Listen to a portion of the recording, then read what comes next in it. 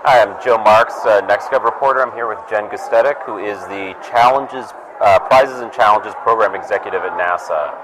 And she's going to be speaking about social media later today, but right now I wanted to talk a little bit about the way you guys have used Prizes and Challenges at NASA to spur innovation. Yep. So as a casual reader of challenge.gov, it seems like a lot of things are going through NASA that come from other agencies too. So I was hoping you could start by telling me kind of the big picture.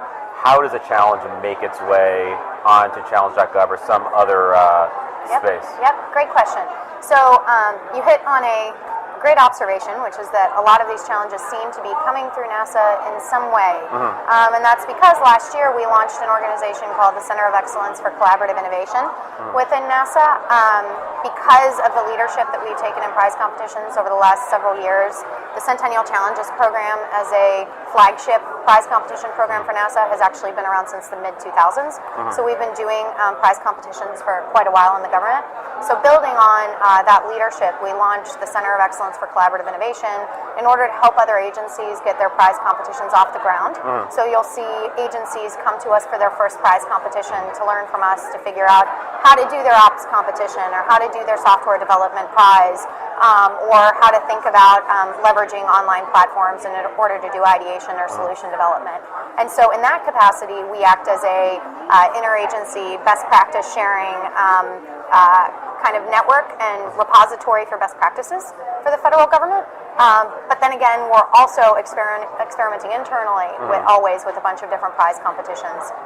So how do you figure out what's a good candidate of something that can be handled in a prize or competition manner, sending it out to the public rather than either doing it in-house, having a contractor, one of the more traditional models? Yep. So it all depends, and it all starts on the problem statement.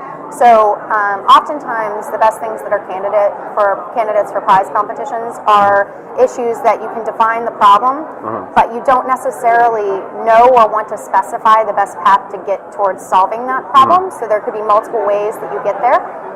Traditionally, with other mechanisms, you specify a bit more of the pathway.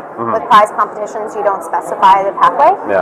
Also, prize competitions give you a mechanism to tap individuals that you can't usually tap through other traditional mechanisms for working for people outside of government. So what I mean by that is you can access the garage inventor, you can access the student, you can access teams of people that don't have a DUNS or CCR number that are used to doing work with the government through a contract on a GSA schedule.